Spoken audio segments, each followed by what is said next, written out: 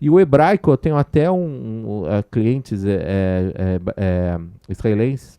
O hebraico é uma questão muito interessante, né? Porque era um idioma morto, né? Como o aramaico, como o latim, e foi resgatado com a construção do Estado de Israel. Uhum. E aí entra nessa questão que Muitos a gente estava. religiosos, né, estudam o hebraico. Não, e outra coisa, eles pegaram o idioma morto, né? Porque os judeus muitos falavam aquele. Qual que era o nome daquele idioma mesmo? Era o. Era o. Não era o Esperanto, era o. Hum, Puxa, era o idioma falado pelos judeus na Europa, não me recordo também. mas é o. Bom, esqueci agora, mas tinha um idioma que era muito falado, que inclusive quando criaram Israel pensaram que se falaria esse idioma, mas resgataram o hebraico e várias palavras que não existiam foram inventadas no hebraico, né? Eu sei, por exemplo, tanque de guerra é tartaruga, né? Porque eles pegaram por incorporação, né? E foram criando Uhum. palavras da Bíblia, né? Do Torá e foram incluindo no hebraico. E também aconteceu isso que eu falei, pegaram as famílias que tinham sobrenomes europeus, adotaram sobrenomes hebraicos quando foram para Israel. Como eu te falei, o que a minha família fez no Brasil, que é Uhum. muitas famílias fizeram. Então parece ser um idioma bem interessante. Agora, eu acho que se for para estudar, vale a pena estudar um árabe, né? Tem 300 milhões de árabes falando, né? Exatamente. E os árabes, eles estão em ascensão, porque, professor, não sei se você vai discordar de mim ou não nesse ponto, mas eu sou um tanto quanto pragmático e também... Yiddish. Yiddish. Esse era o É. idioma falado pelos judeus na Europa. Yiddish. Ah, Yiddish. Yiddish. Yiddish. Boa. Então, eu sou um tanto quanto pragmático e eu acho que é muito interessante o seguinte ponto.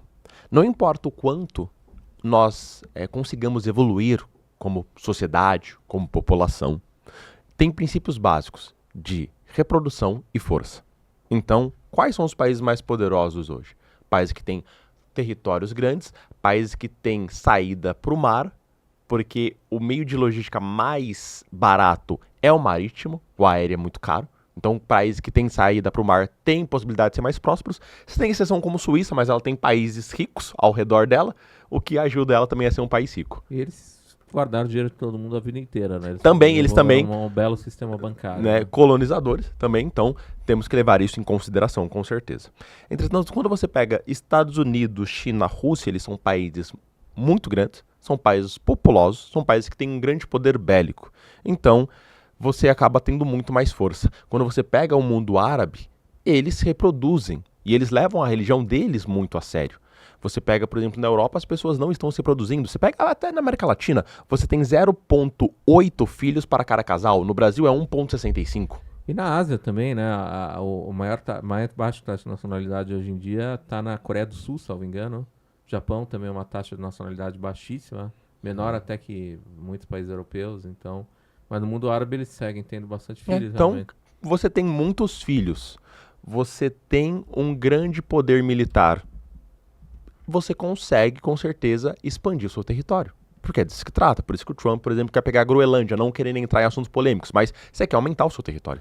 E também tem a questão das terras raras, né? Aqueles minérios que lítio e sei lá o que parece que tem na Groenlândia a Exatamente. rodo, né? E ele E, tá e também voltando. está derretendo o gelo E lá aí em pode cima, nova, explorar, nova rota nova marítima. rota e pode explorar também esses minérios, né?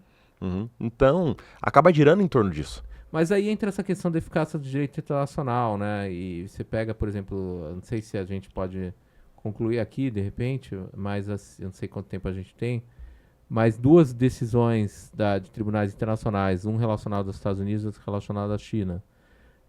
Na década de 80, os Estados Unidos foi condenado, naquele caso do Irã, contra pela Corte Internacional de Justiça, quando os Estados Unidos forneceu armamentos a grupos na Nicarágua, grupos anti-sandinistas, que era aquele grupo de esquerda, né, que era Uhum. contra. E isso violava embargos e outras questões. Os Estados Unidos foi condenado pela Corte Internacional de Justiça. E quem que é responsável pela Carta da ONU por executar, por reforçar, por enforce decisões da Corte Internacional de Justiça? O Conselho de Segurança da ONU. Quem tem poder de veto no Conselho de Segurança da ONU? Estados Unidos, Rússia, China, Inglaterra e França. O que aconteceu quando foi para o Conselho de Segurança da ONU? Nada, porque os Estados Unidos vetou. E recentemente, eu não sei se você viu, tem até um site que eu recomendo muito interessante chamado Vox. E aí tem um vídeo, por exemplo, sobre a expansão que a China está fazendo no Mar do Sul da China. Eles estão construindo várias ilhas artificiais, né? Expandindo o limite marítimo deles, né?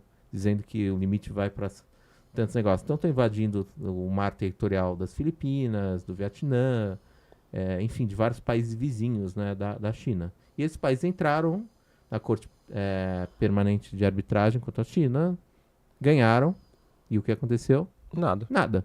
E aí, gostou desse corte? Aqui no podcast Exchange Pass trazemos pessoas que têm experiências internacionais em diversos países. Então, se você que está em dúvida entre fazer intercâmbio, qual país ir, inclusive o inglês para o mercado de trabalho, é aqui que você vai ter toda essa informação. Então já se inscreve no canal, deixa o like e vem se transformar com a gente no Exchange Pass. Até a próxima.